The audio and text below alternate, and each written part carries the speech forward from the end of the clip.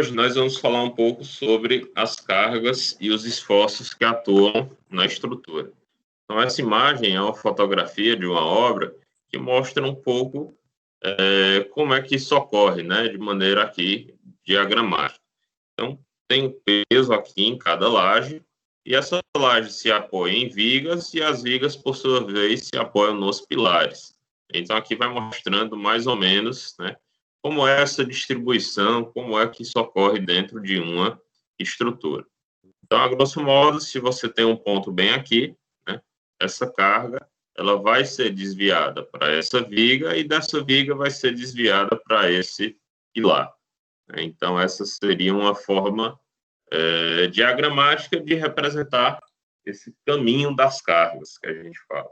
E essas cargas, elas são descarregadas no solo, né, como se fosse uma corrente elétrica, é uma descarga elétrica. Ela vai caminhando pela estrutura até encontrar no solo, onde é a sua base de apoio, onde ela se dissipa.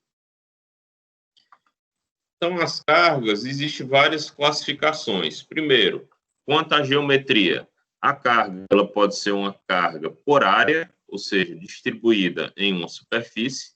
Aqui tem exemplo, né? Pessoas sobre um piso, mas pode ser mobiliário, equipamentos. Geralmente, as cargas nós vamos representar não pelo objeto em si, mas por uma seta e com um valor.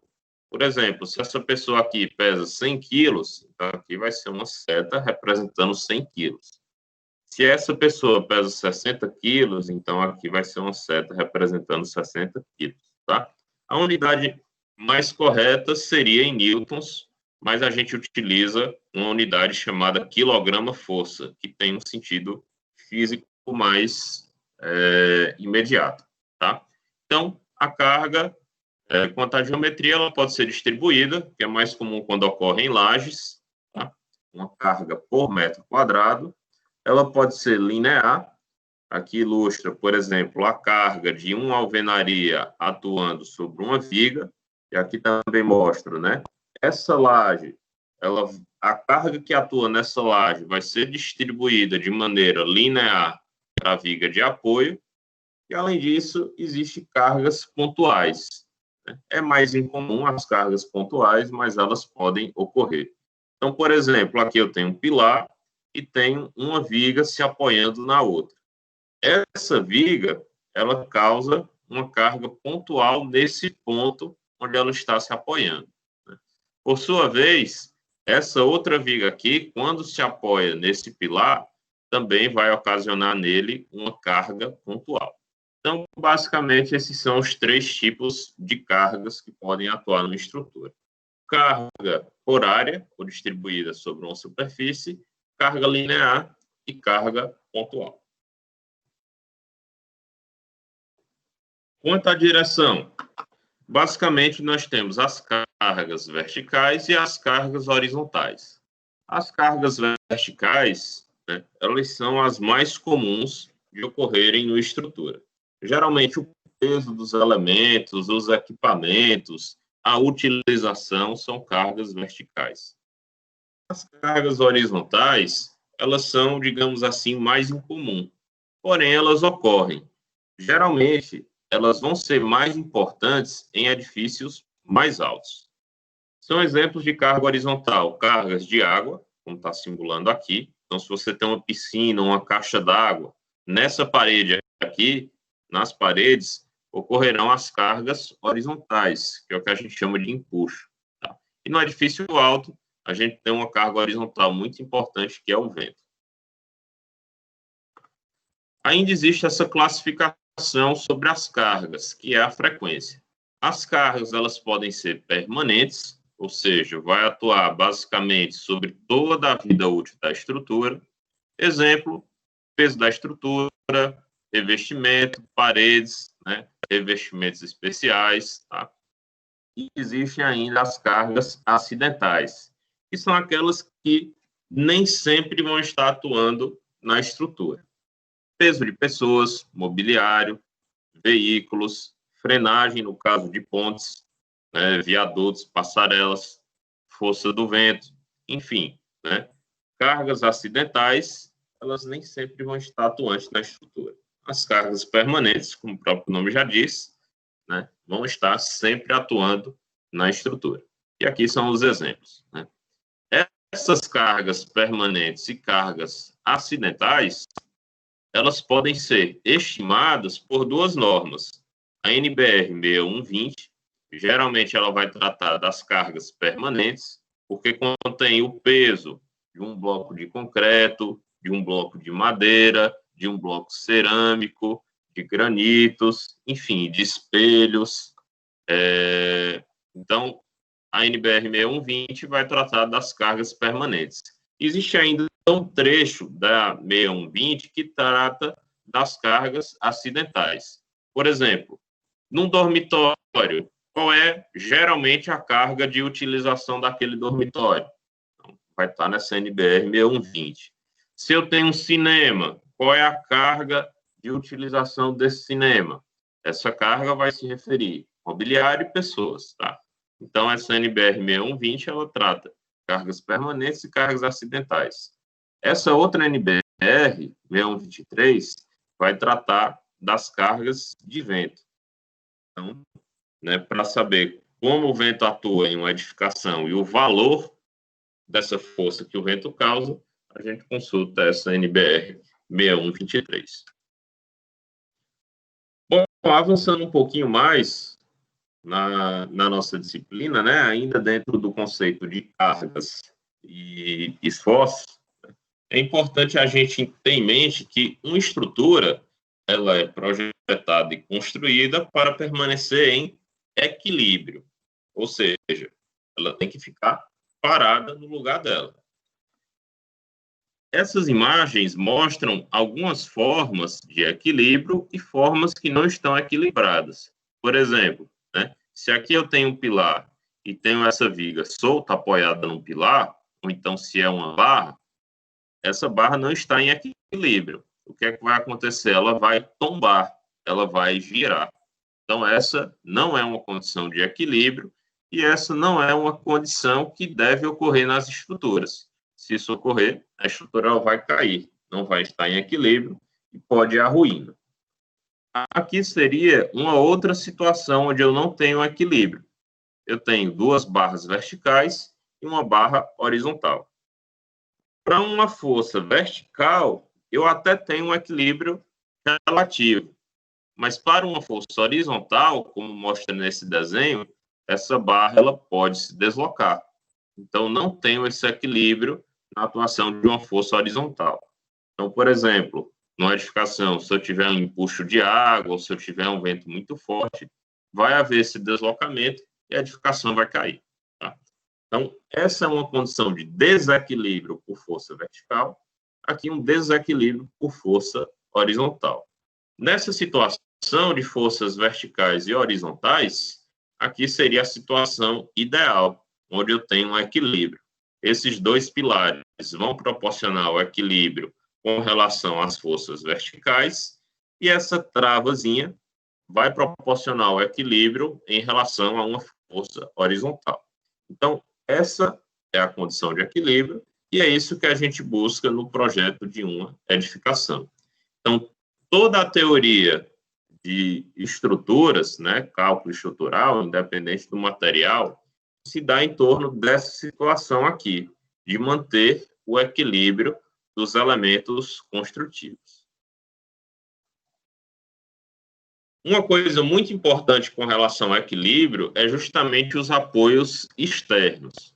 Então, por exemplo, o que é que proporcionou o equilíbrio dessa barra em relação às forças verticais?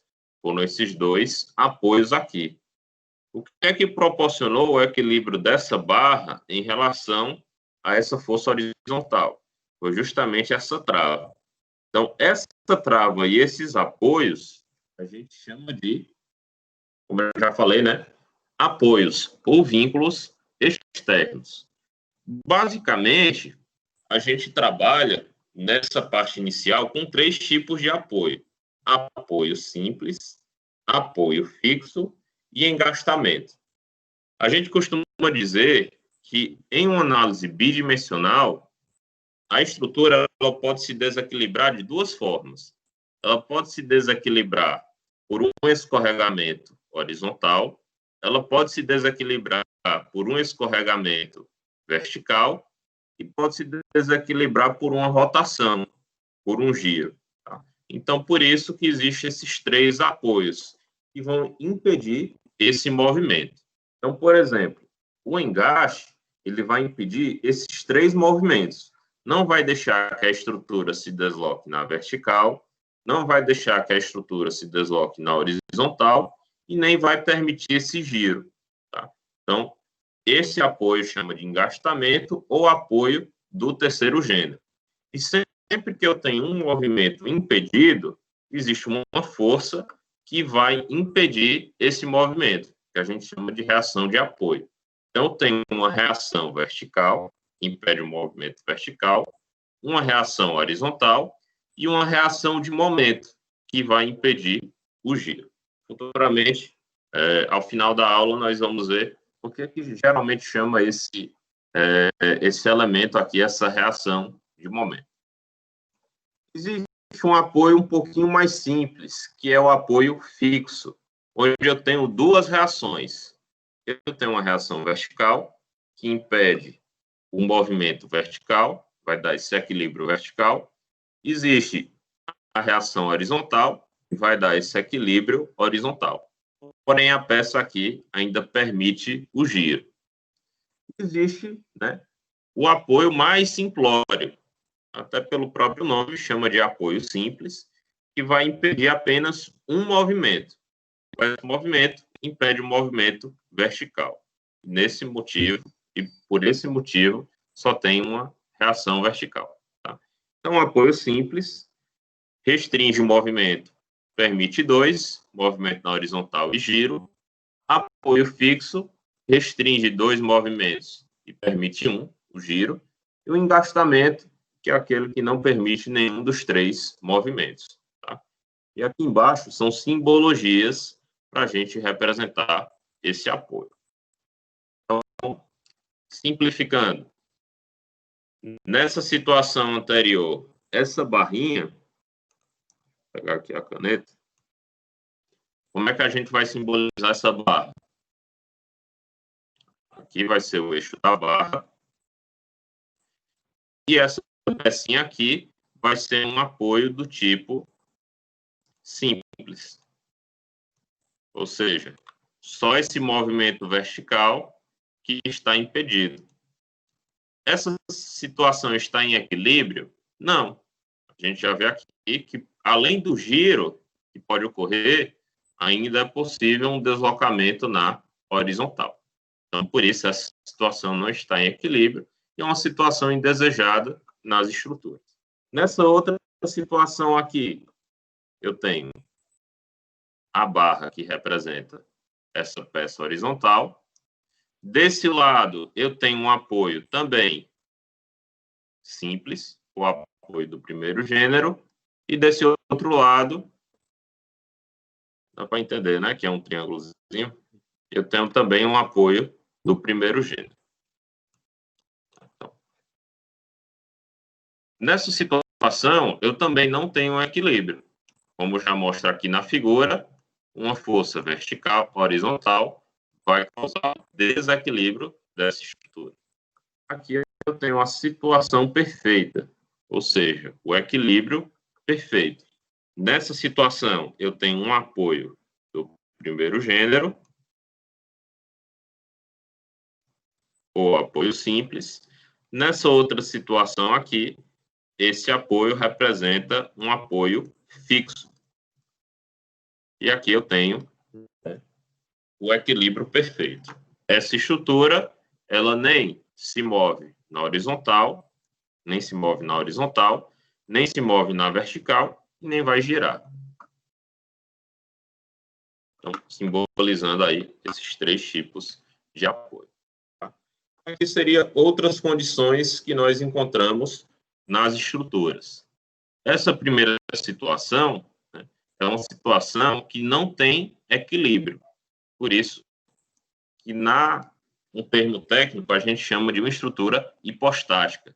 Ou seja, ela pode se locomover e ela pode vir à ruína. É uma situação indesejada. Nessa segunda situação, apesar de ter os dois apoios, a gente volta para aquela, por exemplo, do slide anterior, onde uma força horizontal pode provocar um deslocamento. Então, a estrutura ainda não está em equilíbrio, ainda está hipostática. É uma situação que nós não desejamos nas estruturas. Um vento forte pode deslocar essa peça e pode também levar à ruína. Essa situação aqui, né, já é a situação do equilíbrio ideal. Não se movimenta na vertical, não se movimenta na horizontal e também não gira. Essa situação de equilíbrio perfeito a gente chama de situação isostática. Tá? E aqui nós vamos ter uma reação vertical, uma reação horizontal e uma reação vertical aqui. 3 reações de apoio. Geralmente, quando se tem 3 reações de apoio, a nossa estrutura, a gente diz que ela é isostática. Nessa situação, eu só tenho uma reação e aqui eu tenho uma reação. Quando o número de reações é menor do que 3, a gente diz de maneira simplória que a estrutura ela é hipostática. E nessa outra situação, quantas reações nós temos? Nesse ponto, 2 reações. Nesse outro ponto aqui, uma reação, movimento vertical impedido. Nesse outro ponto, outra reação. Número total de reações, 4. Bom, se quando eu tenho 2, a estrutura não está em equilíbrio, quando eu tenho 3, a estrutura está, né, em perfeito equilíbrio. Quando eu tenho 4 reações, o que é que ocorre? De maneira didática, a gente diz que a estrutura está mais do que em equilíbrio. A estrutura está hiperestática. O que aqui significa? Que além da estrutura estar em equilíbrio, ela ainda está mais rígida do que na situação anterior. Dependendo da estrutura, você quer que além de equilíbrio, ela esteja mais rígida. Ou não, né? A estrutura ela basta estar em equilíbrio. Tá? Um exemplo prático. Se aqui embaixo eu tiver uma janela, essa estrutura, né, ela está em equilíbrio, ela não vai cair. Mas, apesar dela não estar em equilíbrio, essa pecinha ela vai deformar. E essa barra pode encostar na janela e travar ela, dificultando a sua abertura ou fechamento. Uma das formas de evitar esse deslocamento aqui, exagerado, e travar essa janela, é tornando essa estrutura mais rígida. Isso é uma das formas. Existe outra. Tornando essa estrutura mais rígida, nós vamos ter um impacto, óbvio, que vai diminuir o tamanho dessa janela. Ao invés de ter uma janela toda, vai ser transformada em 2. Porém, mesmo que essa estrutura aqui tenha alguma deformação, essa deformação vai ser menor e não vai impactar na abertura e fechamento das nossas janelas. Então, esse é só um exemplo didático, né? Existem outras formas, né, de evitar esse deslocamento sem perder essa janela, mas é algo para vocês entenderem. Uma estrutura isostática está em equilíbrio, essa situação aqui ela pode ocorrer, é desejável nas obras, nas estruturas, porém, né, a estrutura vai deformar mais. Nessa outra situação hiperestática, a estrutura também está em equilíbrio, mas além de estar em equilíbrio, a estrutura é mais rígida. Então, é uma situação também aceitável. Vai gastar um pouquinho mais, mas a estrutura se deforma menos. Em alguns casos, isso é aceitável e até é mais necessário do que a situação isostática. Vai depender de caso a caso. O que não pode ocorrer é a situação hipostática. Nesse caso, né, a estrutura ela não está em equilíbrio e ela pode vir à ruína. Aqui são alguns exemplos de apoios. Tá? Eu trago para vocês exemplos de estruturas de aço, apesar de não ser o foco imediato da disciplina, porém é mais, né, imediato a identificação do tipo de apoio. Por exemplo, aqui é um apoio fixo, onde eu tenho essa possibilidade de rotação, tá? E aqui seria um apoio, né, que a gente chama que é um apoio não imediato. Também é um apoio articulado por conta da diferença de rigidez. Aqui eu tenho uma peça bem mais fina, mais esbelta, e aqui eu tenho uma peça bem mais, com dimensões bem maiores. Então, aqui a gente modela matematicamente como sendo um apoio do segundo gênero, um apoio simples, onde permite ainda o giro. Aqui tem outras situações, né, onde mostra apoio. Aqui é um apoio rígido entre uma viga e um pilar. Seria aquele terceiro tipo de apoio que a gente chama de engastamento. E aqui mostra também na estrutura metálica, né, vários apoios de peças. Entre esses dois pedaços da peça horizontal, entre esses dois trechos aqui, ó, eu tenho essa ligação, que é uma ligação rígida, ligação do terceiro gênero, também chamada de engastamento.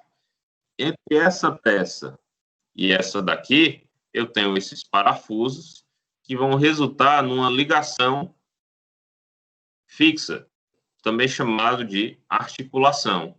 Essa daqui ela vai permitir o giro, mas não vai permitir o deslocamento. Então, ela permite aqui um giro relativo, tá? Isso também ocorre nesse trecho, um giro relativo, nesse trecho, um giro relativo, e aqui também vai permitir um giro relativo, tá? Então, o mais comum de encontrar nas estruturas são apoios ou do terceiro gênero, ou então apoios do segundo gênero, tá? Lembrando que aqui também simboliza aquele apoio do terceiro gênero. Não permite, né, a rotação entre a viga e o pilar. E aqui seria um exemplo da viga que a gente chama viga contínua. Também uma situação hiperestática, onde a gente tem vários apoios fixos, uma viga se apoiando em vários pilares. Também é uma estrutura hiperestática, mais rígida do que a estrutura isostática. Então, em alguns casos, é preferível ter uma estrutura isostática, em outros casos, é preferível ter uma estrutura hiperestática. Sobre essas reações de apoio, em muitos casos, é necessário, na verdade, em muitos casos não, para o desenvolvimento do projeto completo, a gente tem que conhecer o valor dessas reações, tá? Quanto em newtons, ou em quilograma-força, ou em tonelada-força, é o valor dessas cargas, tá? Para que é que serve conhecer essa magnitude? Isso vai possibilitar, né, nas estruturas metálicas, saber o tanto de solda que vai ter que ser colocado, saber o diâmetro do parafuso, a quantidade de furos, e na estrutura de concreto a gente também tem nessa interseção entre viga e pilar uma série de ferragens, que é justamente essas reações que vão possibilitar esse cálculo. Não vou me estender muito, mas aqui existem algumas expressões para fazer essa continha. Então, nessa situação onde eu tenho um engastamento, há duas reações, um momento e uma reação vertical, né? Existe também a horizontal, mas ela é nula, por isso que não aparece aqui. Então, essa seria uma viga engastada com uma carga linear, que aqui é a forma de cálculo, né? VA é o valor da reação, Q é o valor dessa carga linear e L é o tamanho desse vão, tá? É o comprimento dessa viga, 3 metros, 5 metros, etc. Aqui tem outras fórmulas prontas para calcular essas reações, tá? Em função ou de uma carga distribuída linearmente, por exemplo, a carga de uma alvenaria, a reação de uma laje, ou então de uma carga pontual, né? Um equipamento localizado numa viga, um guindaste, um apoio de viga sobre viga. Tá? Então, existem, né, essas expressões para fazer essa continha.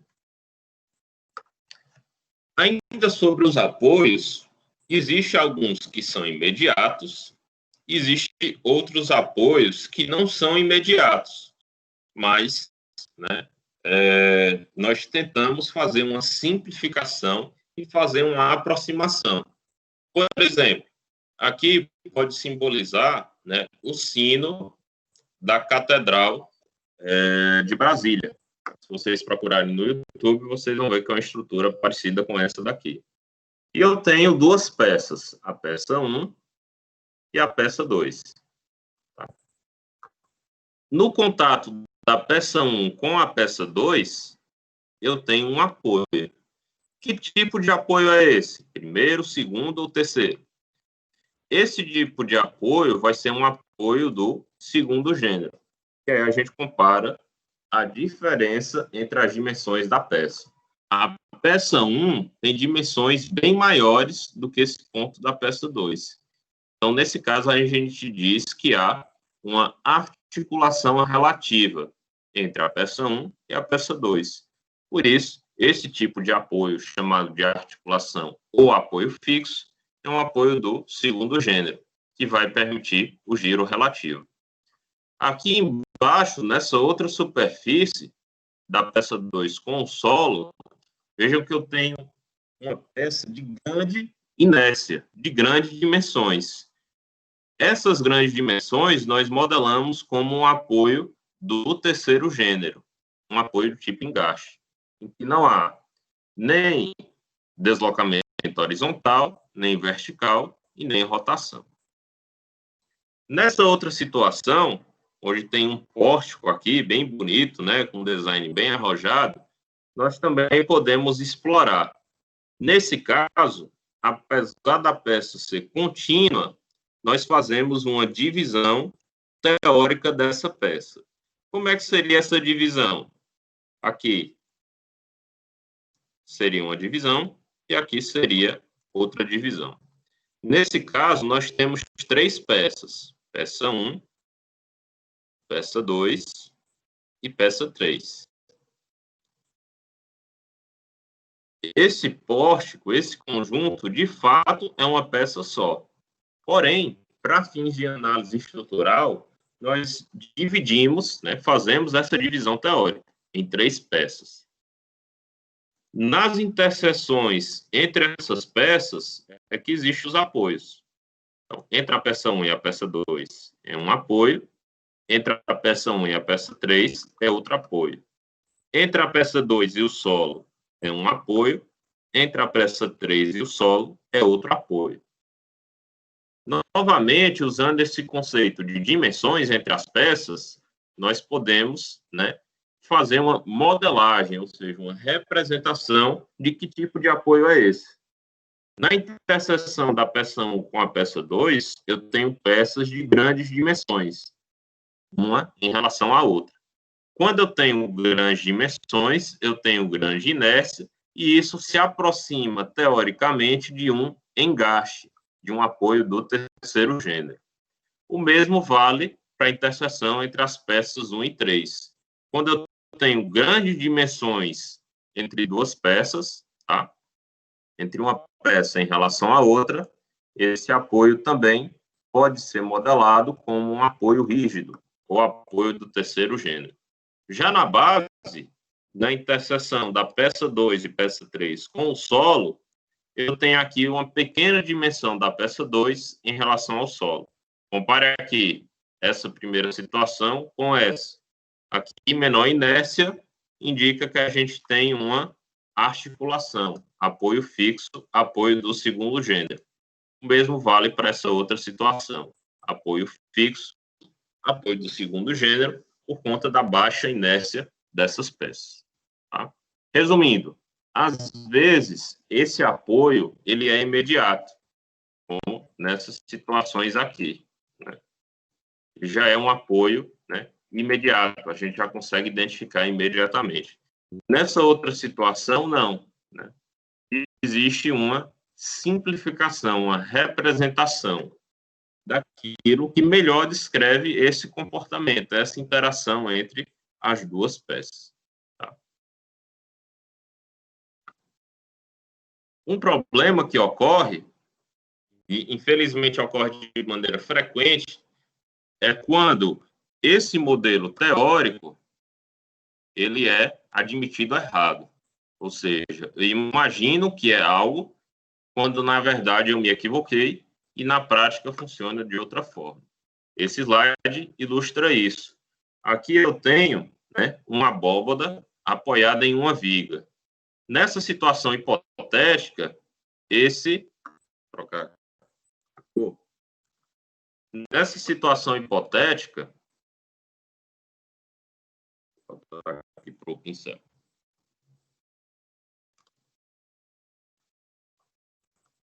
Só mudar a cor. Nessa situação hipotética, esse modelo aqui seria o modelo que eu julguei que representaria bem essa estrutura real. O que é que ocorre? Sempre que eu tenho estrutura circular, eu tenho um esforço muito grande horizontal, que a gente chama de empuxo. Como eu não tenho, nesse caso, nenhum travamento dessa viga, essa estrutura ela vai se abaular. Esse esforço é tão grande que faz o abaulamento dessa estrutura. Nesse caso, o modelo real que representa seria esse modelo aqui. Vejam que aqui eu tenho um modelo isostático, que não é desejável. Resultado, a forma da minha estrutura não vai se manter como foi construída. Ela vai ter um abaulamento. Então, isso é a consequência, né, de uma hipótese de projeto equivocado. Tá? Eu fiz uma modelagem, julgando que seria um apoio do segundo gênero, quando, na verdade, seria um apoio do primeiro. Resultado, né, eu tive uma falha da minha forma. E essa falha pode ser tão grande ao ponto disso vir à ruína. Então, por isso a importância de fazer essa modelagem correta. Tá?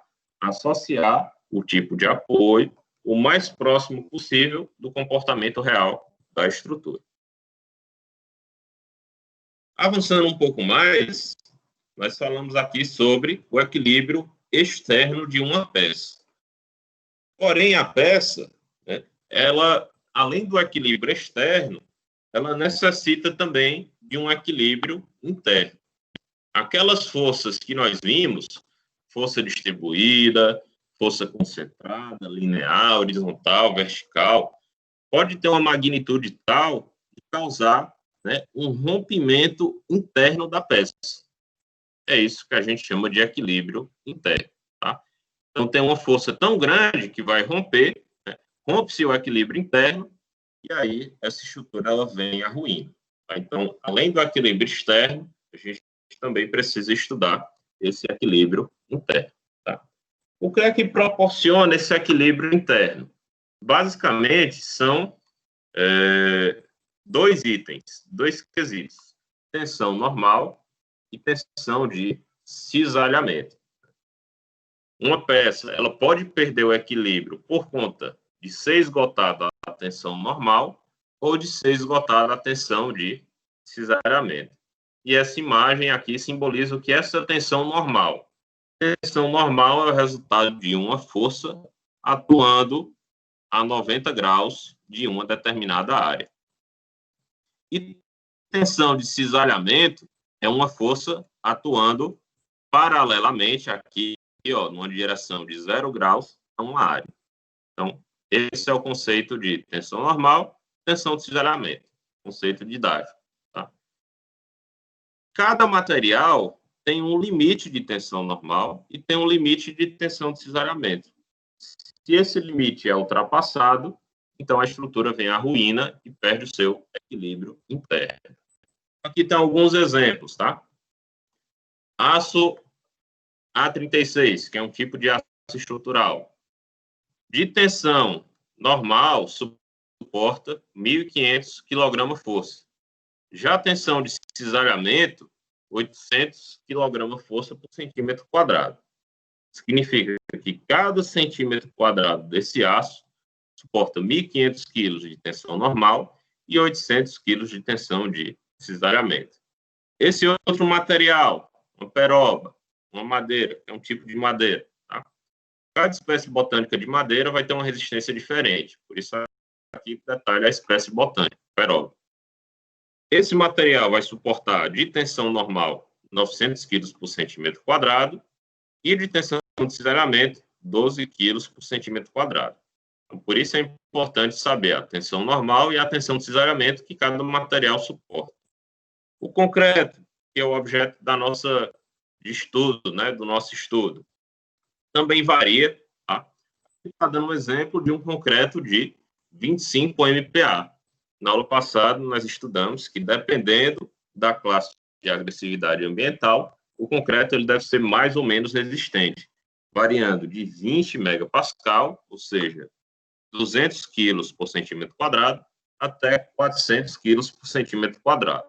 Então, aqui tem um valor, né, usual de obras, tá? Dentro das classes 1 e 2, né?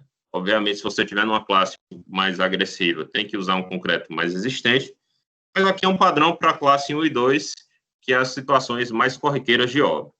Nessa situação, o concreto vai ter resistência à tensão normal, nesse caso de compressão, tá? De 200 kg-força por centímetro quadrado, e de cisalhamento, 6 kg-força por centímetro quadrado. Então, é importante conhecer essas tensões máximas. Existem ensaios para fazer isso.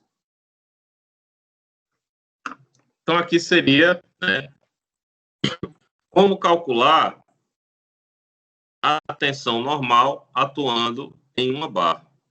Só um detalhe, a tensão normal, que nós vimos aqui, ela pode ser subdividida em tensão de tração, tá? Vocês vão perdoar aí a minha caligrafia, né, fazendo com o mouse, e tem a outra tensão, que é a tensão de compressão.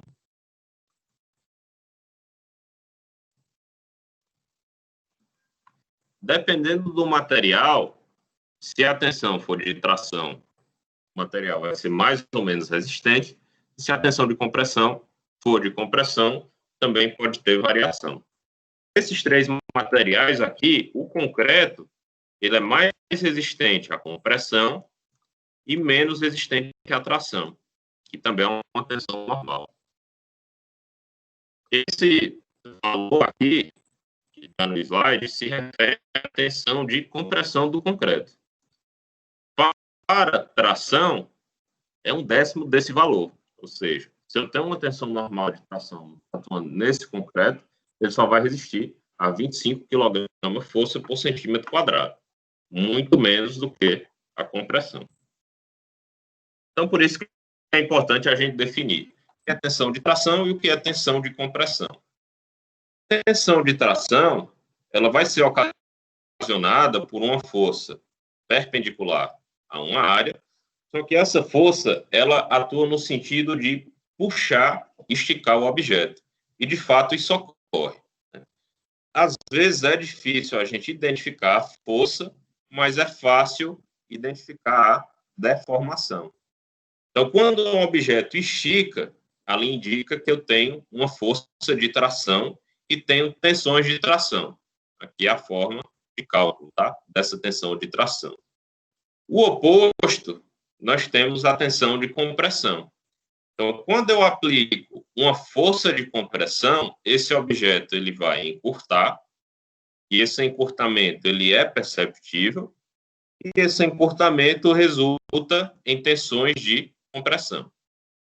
Para o aço, não importa se é tração ou se é compressão, a grosso modo, tá? Mas para o concreto isso é bem diferente.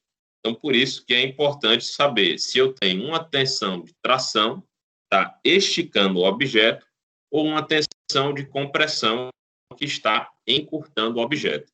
Então, por esse efeito visual, por essa deformação do objeto, é que a gente diz que há ali uma tensão de tração ou uma tensão de compressão. Um outro problema das tensões de compressão é que elas podem provocar a flambagem do material.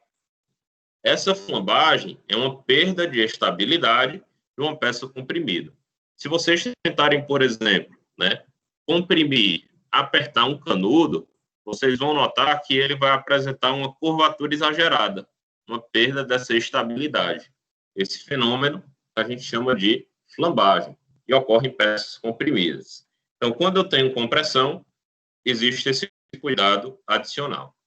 Na estrutura, geralmente os pilares é que vão estar submetidos a esforços predominantemente de compressão. Então, tem que ter essa atenção especial por conta da flambagem, desse fenômeno de flambagem. E aqui mostra algumas formas de flambagem. Elas podem aparecer meio aleatórias. Hoje em dia, né, já existe muita modelagem, muita pesquisa, enfim, muito estudo sobre isso, e a flambagem deixou de ser um fenômeno aleatório. Mas o próprio nome se dá porque flambagem, que todo mundo conhece da culinária, né? É quando você cozinha com chamas, e a chama, ela tem um movimento aleatório. Então, por isso que esse fenômeno dá-se o nome de flambagem, porque ele ocorre, né, pelo menos ocorria antes dos estudos, né? Ocorria de forma aleatória. Sabia que quando o elemento comprimido estava comprimido, ele podia perder estabilidade, e no início, né, observava-se esse fenômeno aleatório. Né? Poderia flambar de um jeito, de outro, perder a estabilidade assim, assado. Então, por conta de não saber muito bem, né, como prever a flambagem, esse movimento aleatório deu-se o nome desse fenômeno de flambagem, assim como você não pode prever o movimento da chama. E, por último, dos esforços, tá? Nós vimos o esforço de tração, esforço de compressão, e agora um outro esforço importante que é momento fletor ou de flexão. Esse esforço tem esse nome, essa denominação, por provocar essa curvatura na barra.